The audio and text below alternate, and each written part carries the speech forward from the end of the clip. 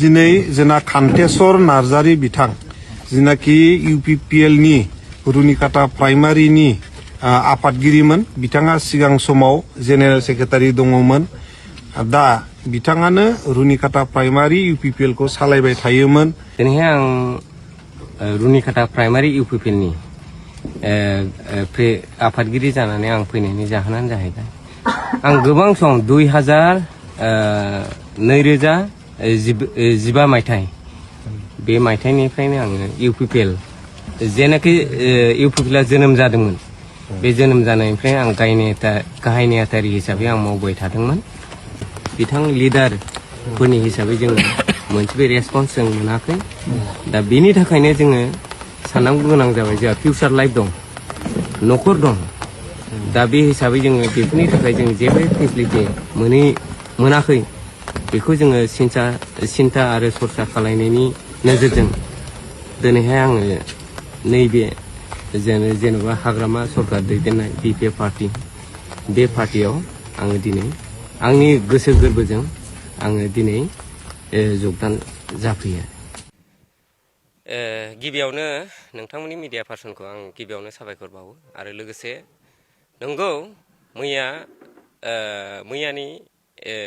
जाथाया नंगौ मानो होनोब्ला आं गोरोन्थि साननानै आं मैया थांफ्लांदोंमोन बिनि दाय दसआ आंनि नङा नाथाय बिथां सांग्रां ब्रह्म डक्टर सांग्रां ब्रह्मनि बियो प्रपागान्डा आंखौ बायदिसिना लफायनानै बिथाङा फुंबिलि समाव आंनो फन हरनानै गावनि न'आव लेंहरनानै बिथाङा बायदिसिना आंखौ लब लालसा खालायहोनानै बिथाङा आंखौ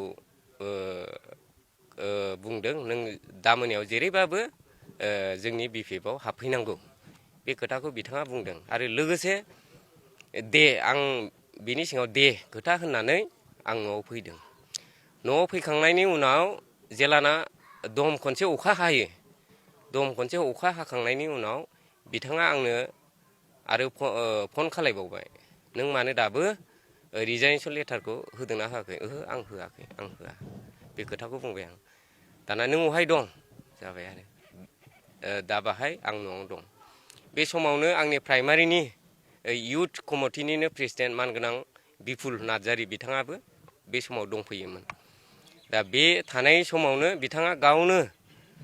आंनि न'आव फैनानै गाव लिरना लाबोखानाय रिजाइनेसन लेटारखौ बिथाङा आंखौ A4 खाथायाव आंखौ लिरहोनानै लोगो गावनि मोखाङावनो आपल'ड खालायनानै रिजाइनेसन लेटारखौ फाथायहोदों आरो लोगोसे खोथाखौ आं बुंनो हायाखै बे बायपस्ट खालायनायाव आं बे खामानिखौ भुलाव आं मावफ्रांनाय जादों बेनो बिसिनि डक्टर सांग्रां ब्रह्मनि फाव फान्दायनाय बे गोरोन्थि हाबायाव आं मावफ्रांबाय आरो दिनै आं थांनानै जे आङो मोना समाव उन्दुनायाव आं गोजोनै उन्दुनो हायाखै आं थानो हायाखै आङो मानगोनां जोंनि बारग' EM रन्जित सार बसुमतारी बिथाङा आंखौ फिसा बायदि अनो बिनि अननायखौ आङो हरसे गोसोखांनानै आं मालाबाबो आं गोजोनै उन्दुनो हायाखै फिन आंनि बेफोरबायदि आंनो गावनो दाय दसखौ मावफ्रांनायनि थाखाय दिनैहाय आं फिन आरो बारग' EM सार जोंनि मानगोनां रन्जित बसुमतारीनि सायाव आं दिनैहाय फैफिननाय जादों नोंथांखौ जेरै खालामदों फिन बेबायदिनो BPFनि मानसिफ्रा गुबुनफोरखौ बिदि खालामदों नामा बिथाङाथ' आंनि रानिखाता प्राइमारिनि माबायाव बिथाङा खायदा कौसलखौ खालायबाय थादोंमोन नाथाय बिथाङा रावखौबो हायाखै खिन्थु आं सासे रुनिकाटा प्राइमारिनि आफादगिरि जानायलाय बिथाङा आंखौ बोरैबा आंखौ लांनानै बिफांखौ गुलुंहोनो बे खायदाखौ लादोंमोन बिथाङा आरो आंबो साननो हायैयाव मोनसे खोथा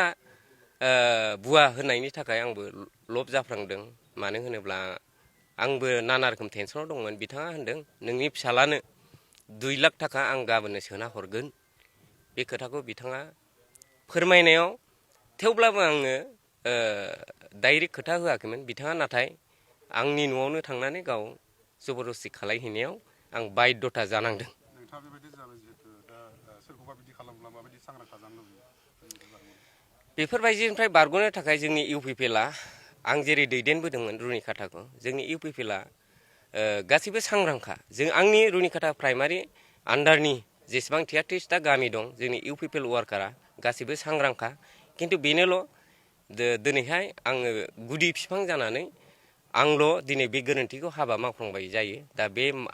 गोरोन्थिखौ मावफ्लांनो थाखाय आं सारनिसिम आरो जोंनि इउपिपिएल मावथि लोगो नोंथांमोननिफ्राय आं निमाहा बिनाय जायो।